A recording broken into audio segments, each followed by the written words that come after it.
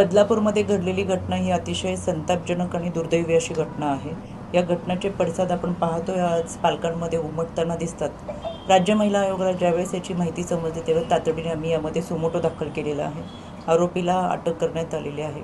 ज्यावेळेस संबंधित पीडितेची आई ही पोलीस स्टेशनला तक्रार देण्यासाठी गेल्या होत्या, पण त्यांची तक्रार घेण्यासाठी विलंब केला तर त्या संबंधित पोलिसांना देखील निलंबित करण्यात आलेलं आहे।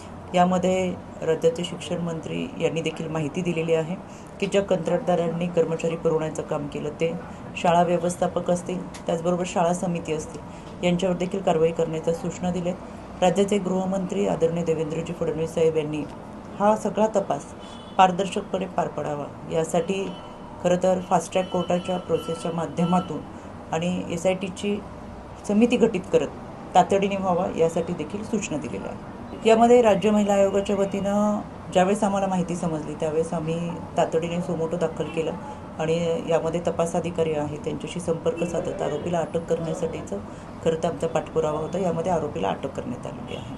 घडू नये, घटना घडून गेल्यानंतर आपण कायद्याच्या चौकटीतून कारवाई करतो, पण घटना घडू नये यासाठी खरं तर आमच्या राज्य महिला आयोगाची भूमिका असते आणि म्हणून आम्ही शाळा कॉलेजच्या प्रत्येक कॅम्पसमध्ये सायबर सुरक्षा माध्यमात असेल, शिक्षक पालक संघटना असतील, बीट मार्शल असेल, भरोसा सेल असेल, दामिनी पथक असेल, या सगळ्यांच्या माध्यमातून शाळेच्या कॅम्पसमध्ये सुरक्षित ठेवण्याबरोबरच 1091 हा टोल फ्री क्रमांक विद्यार्थ्यांसाठी आहे, याबाबतची जनजागृती करण्याचं मोठ्या प्रमाणातलं काम हे आम्ही करतच असतो। पण त्याचबरोबर या सगळ्या घटनांचं प्रमाण पाहता आता पालकांनी देखील जागरूक राहणं गरजेचं आहे, कारण की प्रत्येक महिन्याला शिक्षक पालक संघटना अस्तित्वात असताना सुद्धा त्याच्या बैठका होतात का? प्रत्येक शाळा कॉलेजमध्ये तक्रार पेटी आहे का? आणि ही पेटी असेल तर त्यामध्ये तक्रारी येत असताना जी समिती गठीत केलेली असते या समितीच्या माध्यमातून त्या तक्रारीचं निवारण केलं जातं का हे पाहण्याचं काम देखील आता खरं तर पालकांनी जागरूक राहून करणं आहे। प्रशासन त्यांचं काम करतच असतं, पण पालकांनी देखील आता याची माहिती आपल्या विद्यार्थ्यांच्या माध्यमातून घ्यावी। मला असं वाटतं आत्ताची घटना मला ही आत्ता समजलेली आहे, त्याचीच मी सविस्तर माहिती घेते। ही व्यक्ती शाळेमधलीच होती का बाहेरून आलेली होती किंवा त्याच्या संदर्भातली माहिती ही सगळी राज्य महिला आयोगाच्या वतीनं घेतली जाईल आणि संबंधित कोणी असेल तर त्यांच्यावरती कारवाई करण्याच्या सूचना दिल्या जातील। मला असं वाटतं की त्यांच्या पश्चिम बंगालच्या प्रतिक्रिया देखील तुमच्याकडे आल्या असतील तर त्या आपण सांगितल्या तर आम्हाला जास्त चांगलं वाटेल, कारण की पश्चिम बंगालमध्ये घडलेली जी घटना होती त्याचे पडसाद केवळ पश्चिम बंगालमध्येच नाही संपूर्ण देशभरामध्ये उमटले।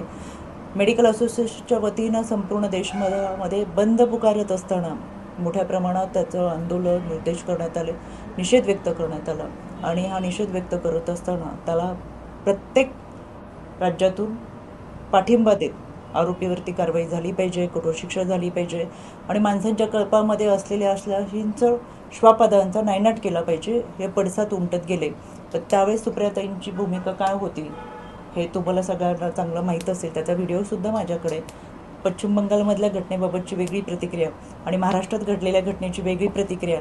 मला आश्चर्य वाटते की अशा पद्धतीने ही जी घटना घडली ही घटना अशी आहे की यामधून खरं तर पीडितेला न्याय आणि आरोपीला शिक्षा व्हावी यासाठी सगळ्यांनी एकत्रित येऊन प्रयत्न करणं। विरोधकांची भूमिका आहे, त्यांनी विरोध जरूर करावा, पण त्याचं राजकारण मात्र करू नये।